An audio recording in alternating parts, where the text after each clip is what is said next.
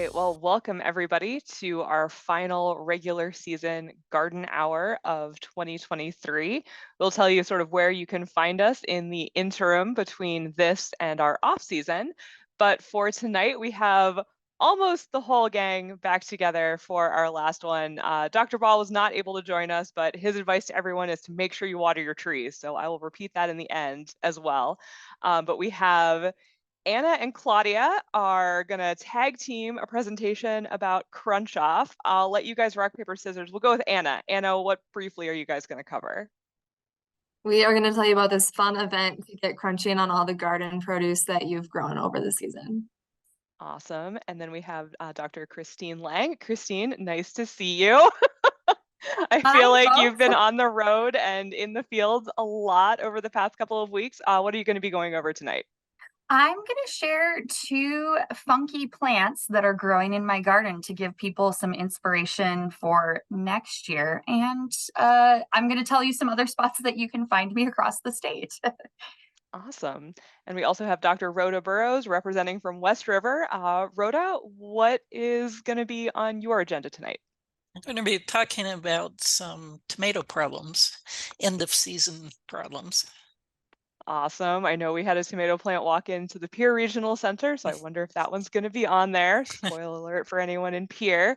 But yeah, so we have a lot to get through tonight, and if you have questions at any point, put those in the Q&A at the bottom of your screen, and I'll take a look and sort of field those to our different presenters at the end of each segment, and then we're going to make sure that we leave time at the end for questions as well. So you can also check out the chat for the contact information for our garden hotlines in case you don't get your question answered this evening. But with that, I will turn things over to Anna and Claudia. Thanks, Amanda. And I know we aren't regulars on Garden Hour. We've been making a couple guest appearances throughout the past couple years, but we can introduce ourselves first as I get my screen ready. My name is Anna Tvedt, and I'm a nutrition field specialist and focus on projects around local foods, one of which is Farm to School. And Claudia? Yep, so I'm Claudia Botzet. I'm also a nutrition field specialist, and one of my biggest focus areas is food preservation. Thanks. Let me fix that quick. Okay.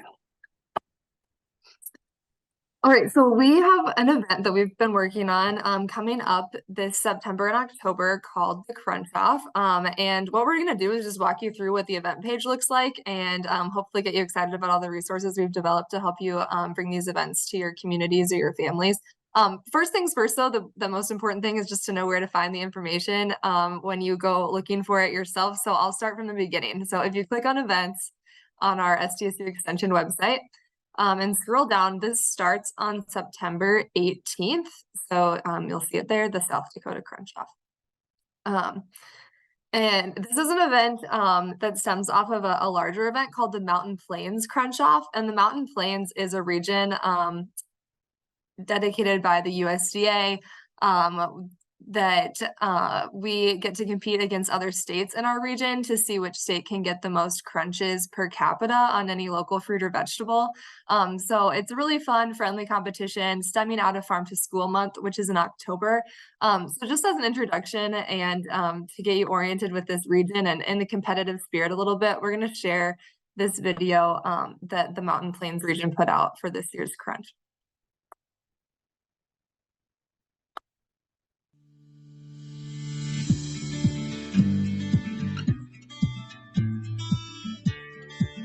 Farm to School Month happens every October, and once again, the Mountain Plains region is biting into local produce with the 2023 Mountain Plains Crunch Off.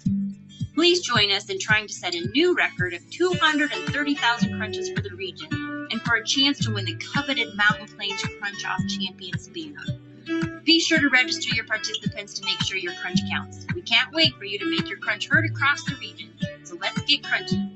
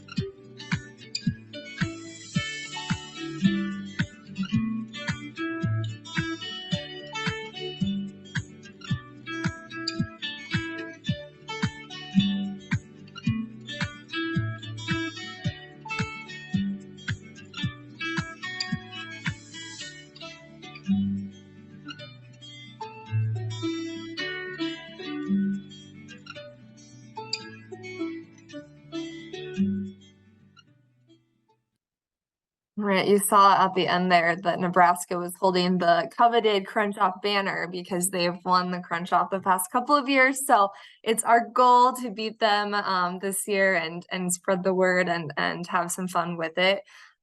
So you saw from that video, probably there's all sorts of different groups that can participate in the Crunch Off. It stems from Farm to School Month. So of course schools are our primary audience, but really youth anywhere. And we stretch that to adults anywhere because really who couldn't benefit from some local produce and some fruits and vegetables. So anyone can participate, no matter what your age, and any group size, any schools, classrooms, whole grade levels, daycares, families, businesses, office places, you name it, anyone can participate.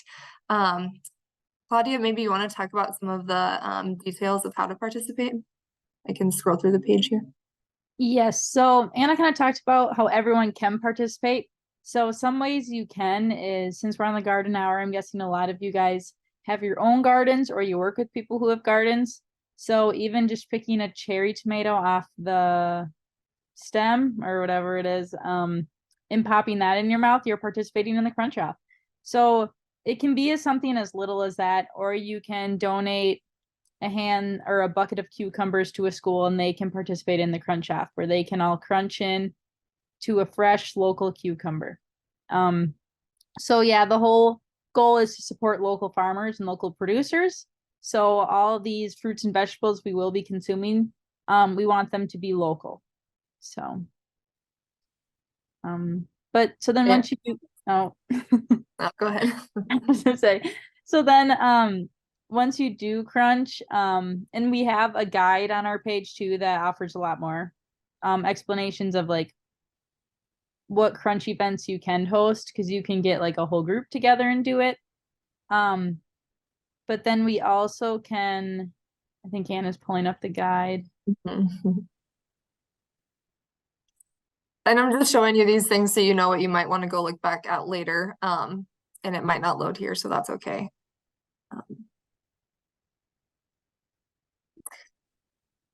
A little more detail on where to find local produce. I don't think that's going to be an issue since most of you most likely have a garden, is one of the things, different social media posts.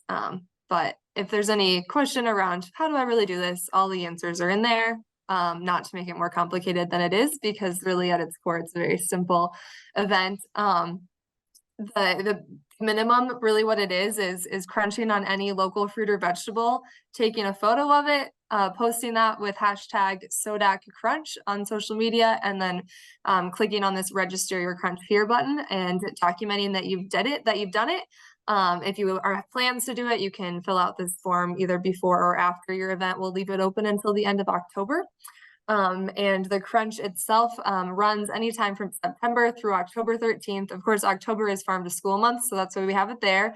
But September is when a bit more fruits and vegetables are actually fresh and in season in South Dakota. So we wanted to give that window of opportunity with things that might be going out of season earlier on in the season. So anytime between September 18th and October 13th. Any details I'm forgetting about the basics, Claudia? I do not think so. Okay, well, we'll show you some of the fun stuff now, because we've created some really neat activities that you can do along with the crunch. I'll start with ones that are geared more towards adults. You're welcome to use middle school and above, but definitely fun for adult ages is this trivia game. And I think it might take a second to load, so I will let you do that on your own time, but it's a Jeopardy-like game with different questions about foods that can grow in South Dakota. So even if you just want to test yourself after the webinar tonight, it might be a fun little brain teaser for you. And Claudia, what about some of our kids ones? Because I know you've had some fun ideas with those. So some of our kids things is, first up there, we have the Crunch Bingo. So that is just a sheet you guys can print off, and it's just an activity you can do at home or really anywhere. But it's a bingo card, and it will have options of like eat a yellow fruit. Well, actually, there probably won't be that because there's no local yellow fruits in South Dakota, but eat a red fruit. So like an apple, or they have learn about a new fruit, try a new recipe with the vegetable. So it's kind of just a bingo card to get kids involved with eating and introducing themselves to new fruits and vegetables, and then learning how to use some maybe they really enjoy, and making them into new meals. Stuff like that. And then we have, I think the next is the Crunch Crown. We're really excited about this because we did an activity at a Dairy Fest event, and these kids loved these cow crowns we were giving out. So now we wanted to make a Crunch Crown. So we have our South Dakota Crunch Off logo or graphic on a little crown. So these are super easy. You can print out, kids can color them, print them out, and then they have a great little crown to wear. And then we have some word searches. You know, word search.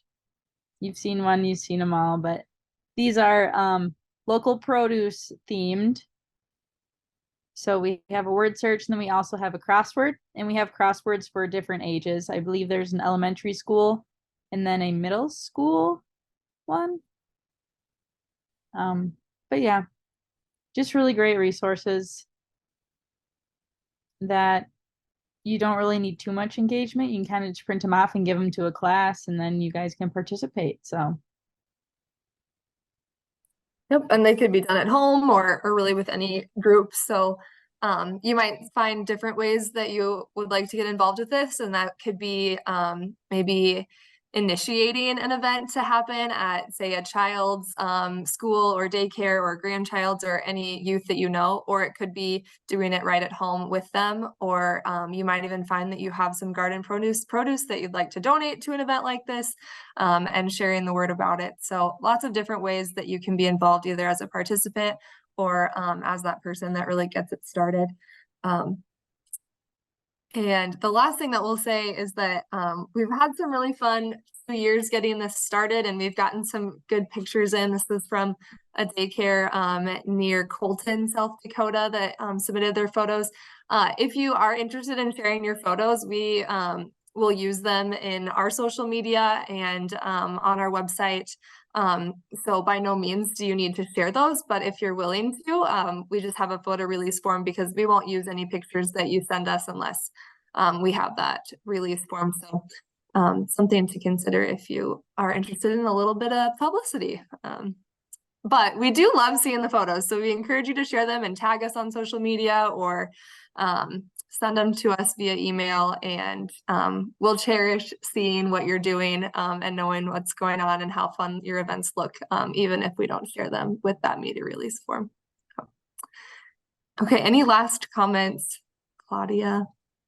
Anna and I will be at the state fair this Thursday for Value Added Egg Day, and we'll have a fun little sign to take pictures with, and we'll have some produce. So if you want to do an early crunch with us, you're welcome to come take a crunch out of some local produce grown by Kristine's students, I believe, or the local produce. Are we getting broccoli? Or We just might.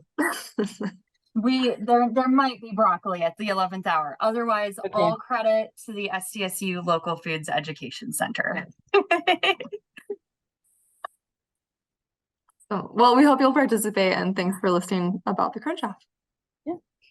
Awesome. Thank you both. And I will also be at the state fair on Thursday, so I will make sure to stop by and see what you guys have in the value added ag tent. So yeah, Thursday is a great day to go to the state fair if you want to catch up on horticulture topics. I believe Kristine's probably going to talk about that too. But yeah, I'll be there as well at 1 o'clock. So now we'll move on to Kristine, and she can tell you all about where she's going to be over the next couple of weeks. Yes, it's going to be a little bit of a Where's Waldo for me and other members of the extension team. But Amanda is right. I'll be presenting at 10 a.m. on Thursday, so before it gets hot, at the state fair, and I'm going to be doing a hands-on demonstration of how to graft tomatoes. So if you want to learn about tomato grafting and you were planning to head to the state fair, please look for me in the horticulture building at 10 a.m. And Claudia is right. My lab is busy harvesting all sorts of produce. Mine and Rhoda's student Hannah, she just wrapped up onion harvest yesterday, and those onions are curing in our greenhouse where it is hot and dry and we have fans blowing. Alexis harvested a couple 1,000 pounds of squash, I believe is the final estimate. And that is going to be donated to Feeding South Dakota and Sioux Falls. And then next on the docket is broccoli harvest. So potentially a handoff of broccoli to the state fair in time, but if not, lots of credit to Sean Toporek and his team at the Local Foods Education Center for providing some of that produce that you're going to get to crunch on at the state fair. So as we wind down our garden hour season, I just wanted to share a few more fun and funky plants that I am growing in the garden and are really starting to shine now that it's nice and hot. And the first of those plants is Malabar spinach. And for some of you Garden Hour regulars, you've potentially seen this featured by Sydney Trio of McCrory Gardens, because this is a plant that they commonly grow. And they were the inspiration for me to try growing it in my garden. So Malabar spinach is not in the same family as our traditional spinach. And you might be able to tell that they don't look very similar. It is a tropical plant that is native to Asia, particularly the region of India or subcontinent of India. And so as you might guess, it loves heat. It loves full sun. It can tolerate a little bit of drought, and it does really well in months like August and at the rate we're going into September. So this Malabar spinach was direct seeded in my raised beds, and I snuck it into a planting that had tomatoes and the orchard baby sweet corn that I featured last time and a bunch of other stuff. And what happened is after I harvested the sweet corn and cut those stalks down and gave the spinach some more room and some more sunlight, it has really popped in the last few weeks with the heat. The leaves are completely edible and they're really succulent and they have kind of a zesty flavor. I wouldn't say that it's spicy, but more just kind of, it's a little more, has a little more punch than a regular spinach is what I would say. I haven't gotten to the point where my Malabar spinach is flowering yet, but one of the things I did find in some research looking at a really nice UW Madison profile on this plant was once it starts to flower, the leaves do start to get kind of that bitter flavor. So if you're someone who wants a lot of these leaves for salads or for a green that you're using and like stirring or cooking with, you would want to harvest those greens before this plant starts to flower. And if it starts to dry out, again, it's going to tolerate some dry conditions, but that is going to force earlier flowering. So that's one thing to consider. And something I'm going to do next year with my Malabar spinach when I direct seed it, is I am going to scarify the seed coat before I plant it. It was really slow to germinate. And one of the new party tricks I learned is if I would have scarified it by just rubbing it between some sandpaper, soaking it in water, kind of priming it for germination, germination would have been a lot quicker and a lot more even. So a tip I'm going to store away for next year. The other plant that I am really loving to watch it grow, especially because I have it right in front of my patio window, is roselle. So this is a type of hibiscus, and this plant is native to Western and Central Africa. So again, similar to okra or all of the beautiful ornamental hibiscus that we love growing. And there's some really great information from the University of Florida about this plant. And the greens are edible. Again, you can eat it in a salad or eat it in a cooking green. But the reason that people get really excited about this plant, and I just wanted to grow it because I wanted to use the greens in a dish that my husband and I like to cook. But the reason people get really excited about this plant is actually calyces. And the calyces are what is shown in the photo on the right-hand side. And that is the base of the flower. So when you look at a lot of your flowers in your garden, not just your hibiscus, but other flowers, once those petals drop, the structure that remains where the seeds are typically forming, that is the calyce. So with this roselle plant, that calyce, not only is it cranberry colored, But apparently it makes a really great cranberry substitute. There was even a recipe from University of Florida on basically you can just substitute, like chop up this cala seed, like harvest this plant part and use it as a substitute for cranberry sauce, which is kind of mind-blowing for me. My plant has not flowered yet. It takes 4 to 5 months from seed to flower formation so that you can get these cala seeds to harvest. As you might surmise in South Dakota, that means that I'm going to be moving this plant indoors, keeping it next to the bright sunny window, hoping that's enough light. And I'm going to see if I can get this to flower in October or November. So this might be something I need to share in my off-season garden hour updates, or first thing next spring, if I can remember that long, is how in the world did this cranberry substitute taste? A little bit trickier to find the seed, but there are some smaller seed companies that will ship.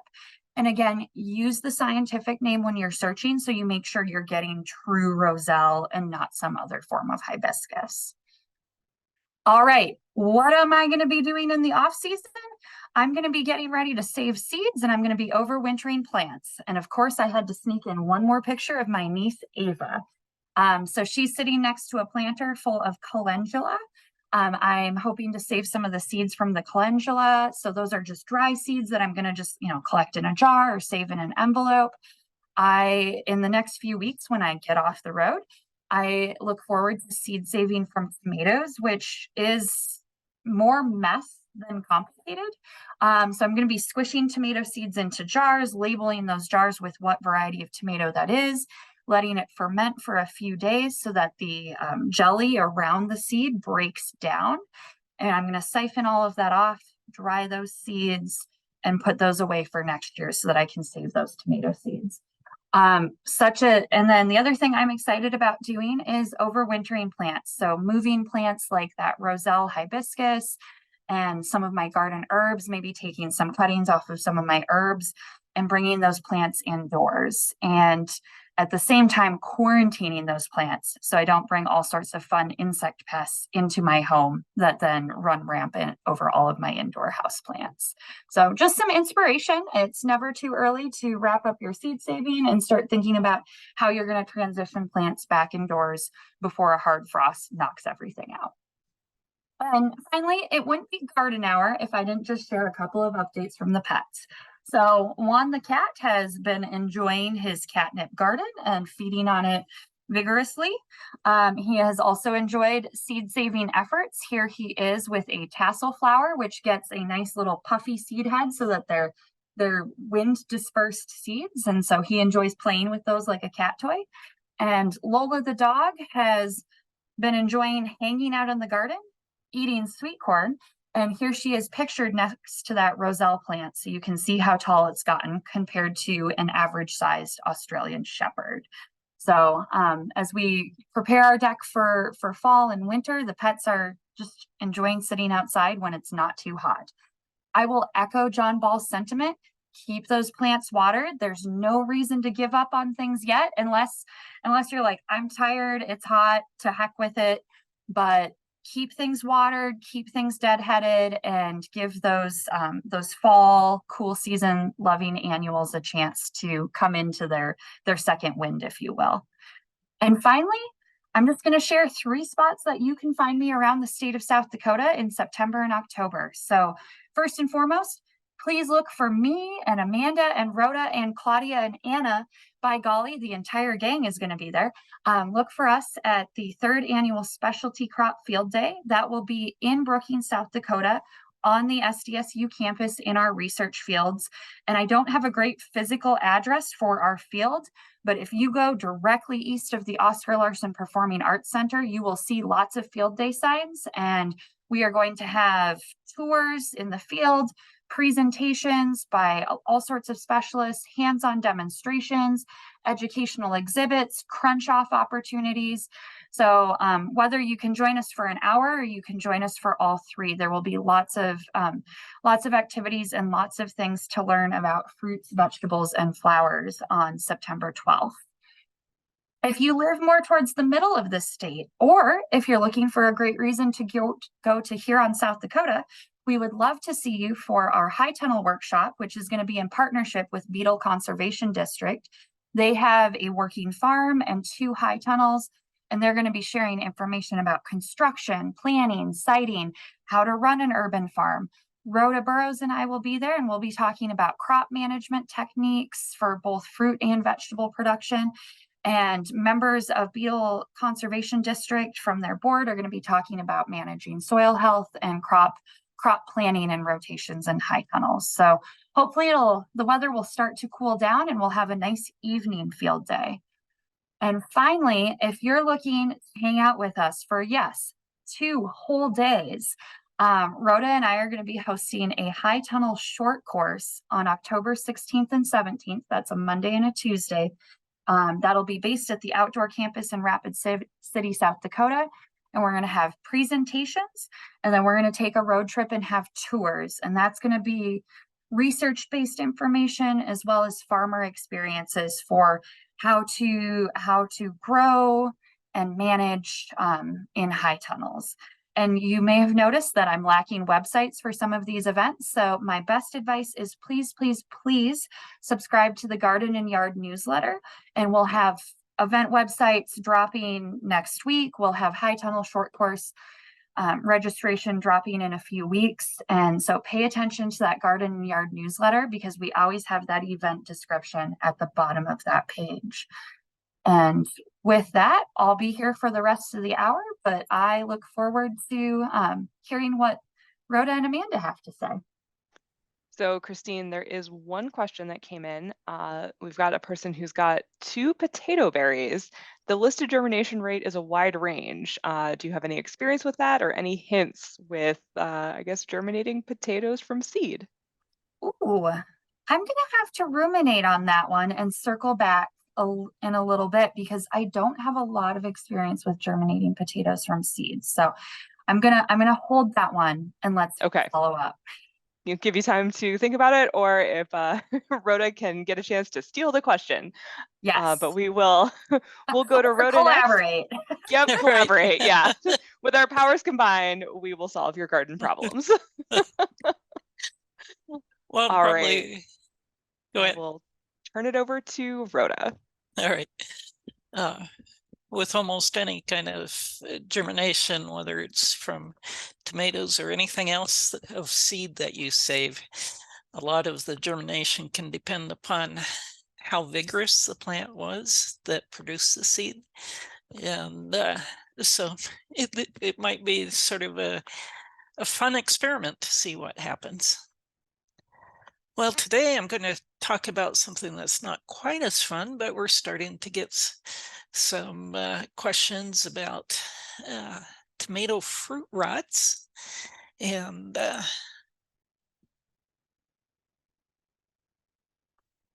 we are. So you may see something like this on your tomatoes.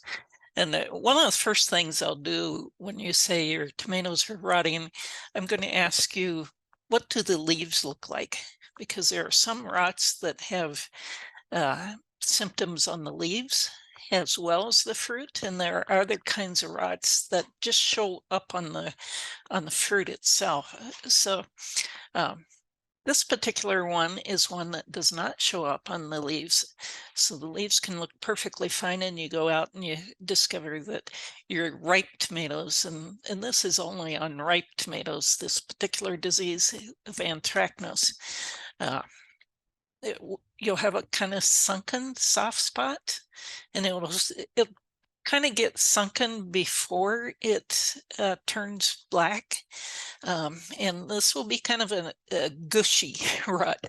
It's not a hard rot like the blossom end rot. There will be no halo, meaning on the outside of this spot, you're not going to see a yellowish or whitish rim to it. It's just going to be the same color, just sunken. If it gets advanced enough, and it may be black, and then it may actually get pink spores that will show up once it's far enough along. How do you stop this? First of all, don't start it.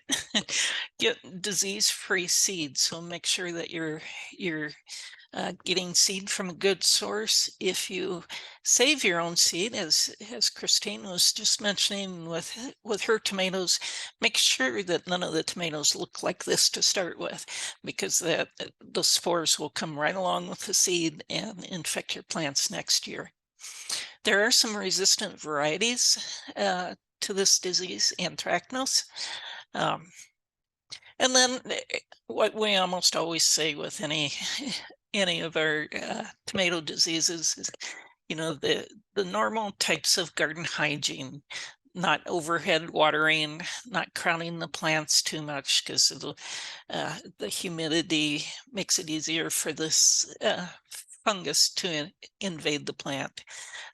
Keeping a mulch between the soil and the fruit and or leaves, in this case between the soil and the fruit, and keeping down insects such as stink bugs.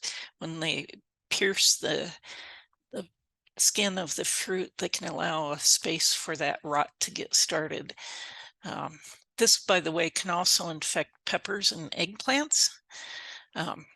And because it overwinters in seed, that might give you the idea that yes, it can also overwinter in crop debris. So, you know, if you have any problems with this, as fun as it'll be, you want to get those rotten tomatoes out of there.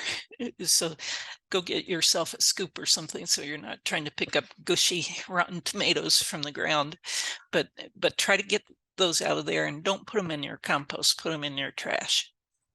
Fungicides can be effective, but they need to be applied before you see the sunken spots. So if you know that you have had this for a couple of years, you've had this problem, you might want to consider using a fungicide, and they're going to be protective. They're not going to be curative.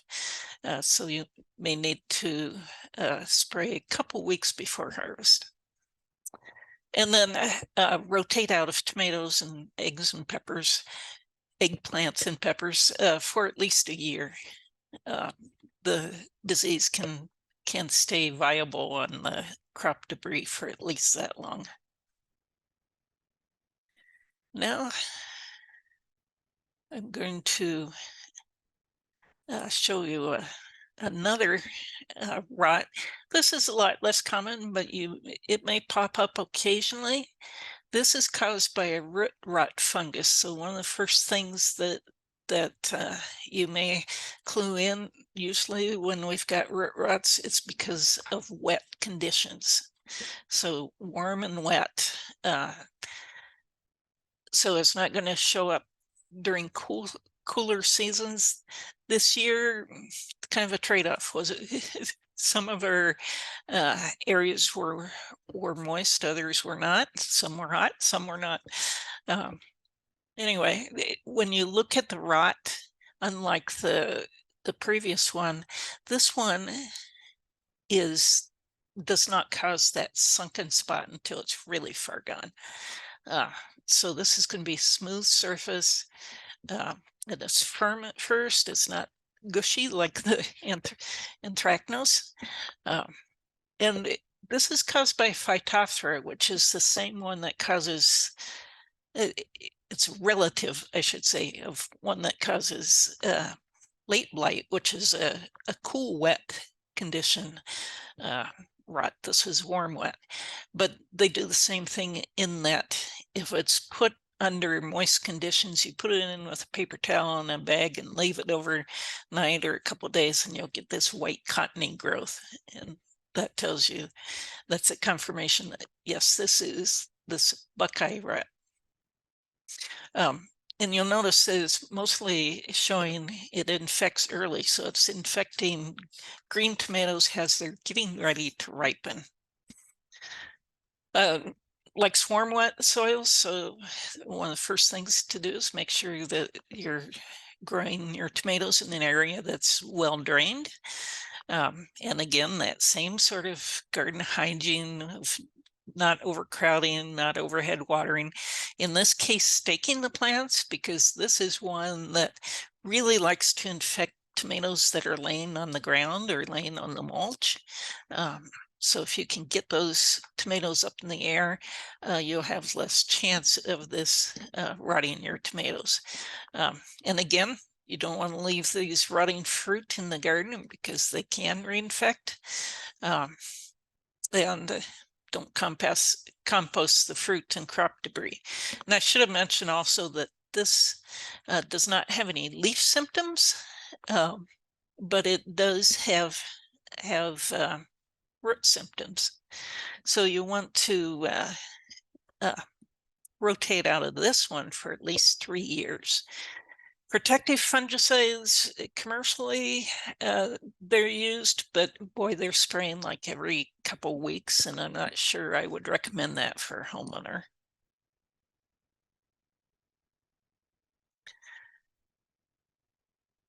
And then finally, one that may be more familiar to you, because we talk about it a lot more often and probably see it more often, and that's early blight.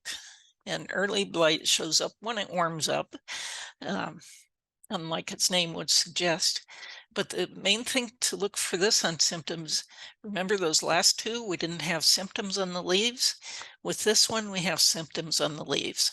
So you'll see these concentric circles, and sometimes there'll be spots on the stems as well.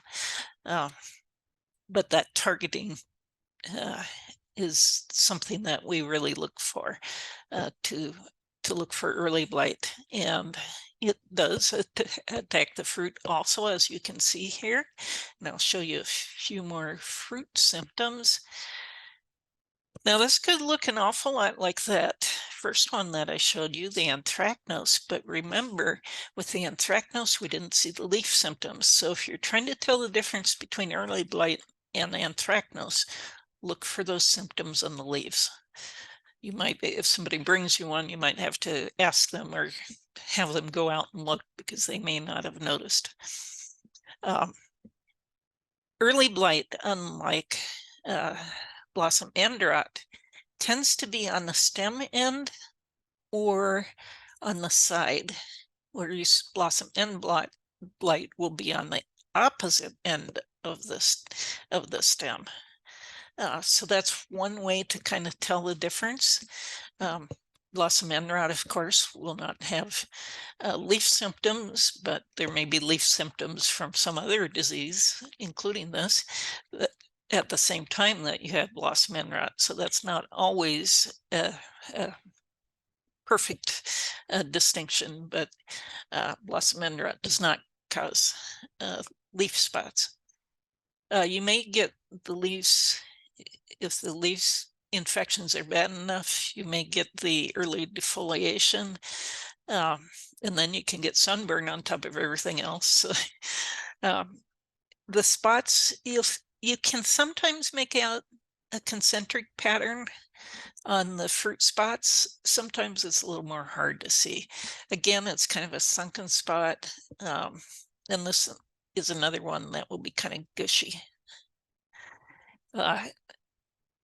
This will also affect potatoes, and the symptoms on the tubers, the symptoms on the leaves will look similar to tomatoes.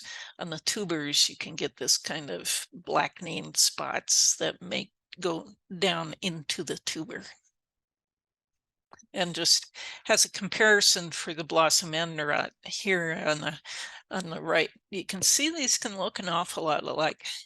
So remember to look where on the tomato it is. And sometimes you can get blossom end rot on a kind of the side, but you're looking for the predominance of what's going on. And with that, I'm going to stop sharing, but I wanted to end with a happy picture and a picture of tomatoes ready for the crunch off. Those are the aspirational tomatoes after Right. all of those very sad tomatoes. Right.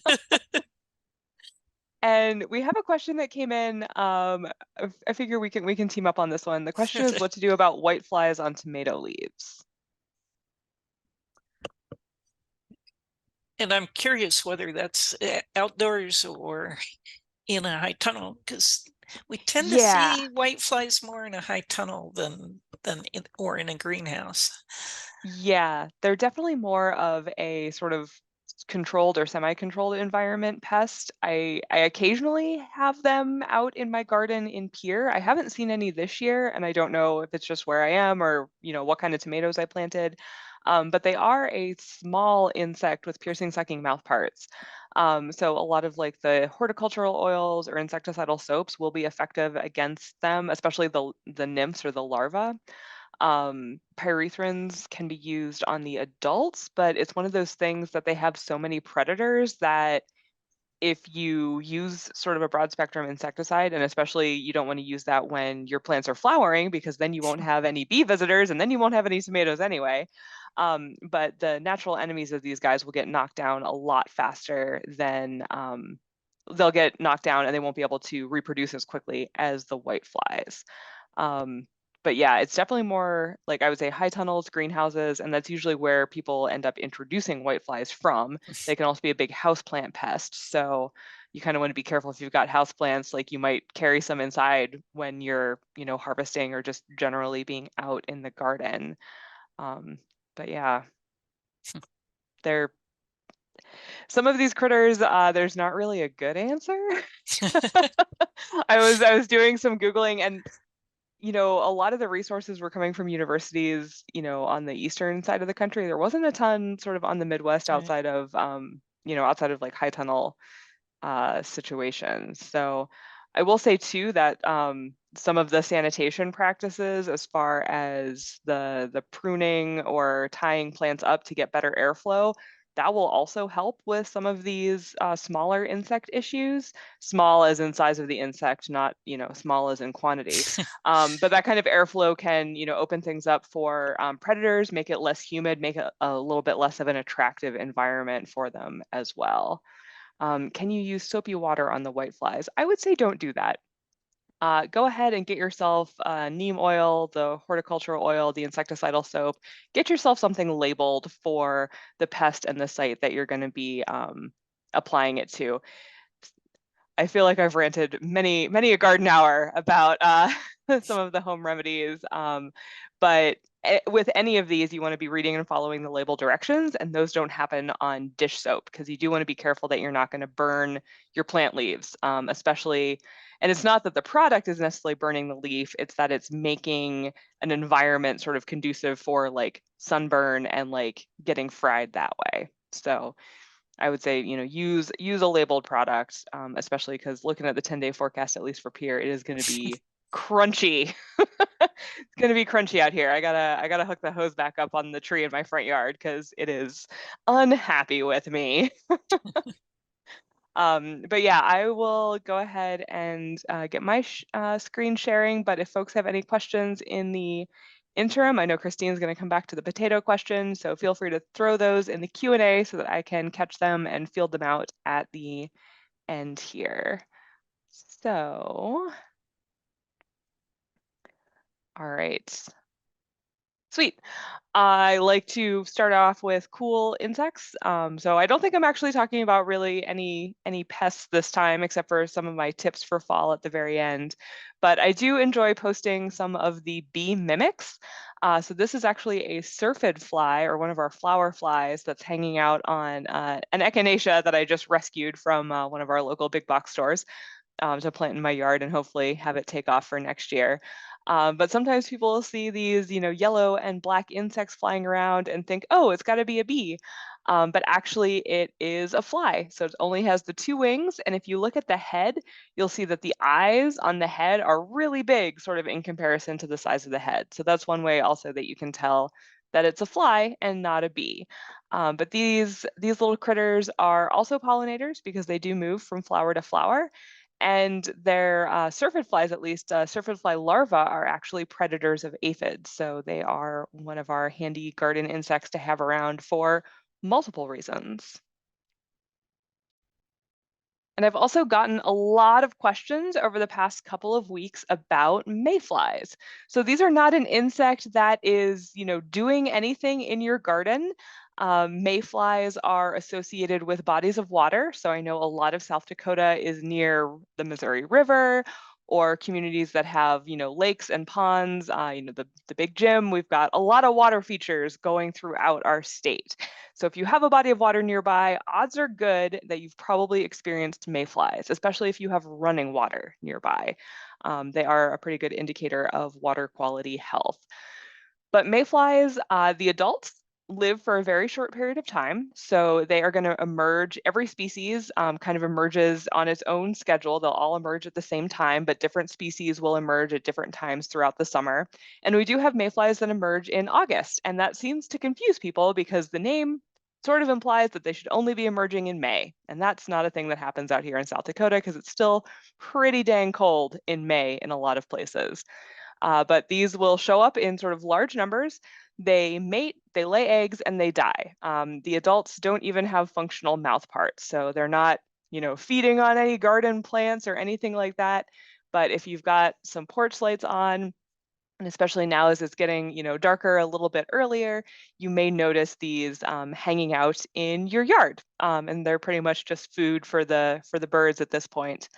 But they have sort of those long, thin tails at the end of the abdomen, and they hold their wings kind of behind them, a little bit reminiscent of kind of how a damselfly would hold its wings, but they're a lot chunkier. So if you see mayflies, they're friends, they're neat, they're pretty chill to handle. Again, no mouth parts, so they're not going to be biting you or anything else in your garden. And then fall tips. Kristine got to the quarantine outdoor plants first, but that is a big tip. If you've got plants that are going to be moving from outside to inside, make sure that you are putting those somewhere so that you can scout them, so that you can treat them, and so you can let that soil dry out a little bit so those critters are not hanging out in your house. Also, our discussion of whiteflies. If you've got some whiteflies hanging out outside and you have houseplants inside, you do not want those whiteflies to be coming inside with you and infesting your existing houseplants. So highly recommend quarantining your outdoor plants before you take them the whole way inside. Also, a lot of people are going to be probably calling me in the next month asking what to do about, the millipedes or the multicolored Asian lady beetles or the Western conifer seed bugs that are showing up indoors. And really the best defense is a good offense. So check your screens, door sweeps, windows, making sure that those areas are tightly sealed. All those little around the house projects that maybe you've been putting off. We've got a long weekend coming up, so maybe now's the chance to, hit up those big box stores and get your supplies and get going on those. A lot of those insects, they're just looking for a place to hang out for the winter. They're not going to be feeding or reproducing indoors. So that's sort of like the nice thing about them. But if you don't want to see them inside, do your part now to prevent them from crossing that threshold. And then just a reminder that insects are going to be active through the first couple of hard freezes. I know some things like, flies are pretty resilient, and insects as a whole will hide out in protected locations. So it does take getting down significantly below 32 degrees sort of consistently for them to finally be dead for the season or overwintering. So as you're out there recreating, enjoying the holiday weekend, enjoying the state fair, make sure be prepared for mosquitoes, ticks, all those fun things. Wear your repellent, long sleeves, long pants, all that. But don't be surprised if, Laura was right last week and, said that we might have a late frost. If she's correct in her prediction, we're going to still be seeing insect activity, possibly into October. So depending on where you are in the state. And then, some of our events. Kristine mentioned the state fair. I'll be there on Thursday and Friday, and then I'll be at Insect Fest at McCrory Gardens in Brookings on September 9th. So that's a free day at McCrory Gardens. Great time to come out and see all the plants, including some of the ones that Kristine and Sydney have shared throughout the season. So let's see what we've got in our questions. I'll tackle the quarantine time for plants real quick. It's really just like let the soil dry out. You obviously don't want to like, you know, put them in the dark for so long that they start to wilt, that way. But a couple of days is usually pretty sufficient. Check your pots. If you've got some of those pots that have like the reservoir underneath that water can drain into, make sure that you dump that out. Wipe down the pot and thoroughly inspect the leaves before you take it inside. But a couple days usually does it. And Kristine, anything about those potato berries? So I want to share that the first thing that's driving me nuts about this is I have seen it done. When I worked at NDSU, and their potato breeder definitely grew plants from seed, and I'm racking my brain like, what special things did she do that she noticed? And then I was like, surely there will be a book on my shelf that will help me. And so, Christina, I just want to share that I did grab one of my favorite books, Producing Vegetable Crops, off the shelf. And I'm a little underwhelmed with the response. And I quote, "The fruit is a small green berry, which may contain up to 300 small, flat, oval seeds. However, potato seeds produce plants that genetically vary a great deal from the parent plant. So they are used mainly in breeding programs and are rarely used as propagating material for a commercial crop or garden crop." So all of that to say, I'm underwhelmed with one of my favorite resources. And I think at this point, I'm going to fall back on think about peppers, tomatoes, other things in the solanaceous plant family. Don't plant those seeds very deep. I would keep them, around 70 to 75 degrees. Use kind of that germination chamber concept of keeping them moist and be patient, because tomatoes and especially peppers can be really slow to germinate. So I would say be patient with those potatoes. And my other ask would be, if you get some to germinate, I would love to see photos and hear what works. So I'm excited that you're trying it, and I wish that I had more experiences to fall back on. Rhoda, anything else you'd want to add? I'm curious what kind of potatoes she'll get. Yeah, I'm going to be very, very curious about what kind of potatoes you get as well. So we would love to hear, and maybe that will be something we can share on next year's garden hour. I feel like that's like planting, seeds out of a squash that you don't know sort of where it was hanging out, and gonna get some mystery squash, some mystery potatoes. Yes. Well, folks, if you have any last minute questions, throw those in the Q&A. Let's see. It looks like in the chat, the mother is a Yukon Gold. So, okay. All right. So, and yeah, like the seed saving and stuff. I mean, this is how science happens. Like, go do experiments. Like, you don't need necessarily our permission to like do some of this weird stuff in your garden. Try it out and absolutely let us know what you find out. We will be back for off-season garden hour on October 3rd. And so, keep an eye on the Garden and Yard newsletter for the sign-up information for the off-season series. We'll do, 4 of those, one every other month, sort of during the winter months, so we can, reminisce and think about what we're going to be planting next year. In the meantime, if you need to get questions answered, the garden hotlines are going to be staffed through about October 22nd-ish, so about 2/3 of the way through the month. So you can contact the garden hotline that is closest to you. We'll also still have the problems and solutions page up, so you can always submit a question through the Ask Extension widget. You can throw pictures in there as well, and then you're also welcome to email, any of our SDSU Extension specialists. So if you've got a question about the Malabar spinach, shoot an email to Kristine. If you've got a bug question, feel free to shoot an email directly to me. But we've got those hotlines, and they love answering questions from the public. So we've got a lot of places to see us coming up, and then a lot of ways to get in touch with us in the off season. But as we close out for Garden Hour this year, I know water your plants, water your trees. John would be telling you that if he were here. But I'll kind of go around, and Anna and Claudia, thank you so much for your presentation on Crunch Off. I'm going to have to make sure I take a selfie with the tomato at some point. But any last words of wisdom before we sign off for the evening?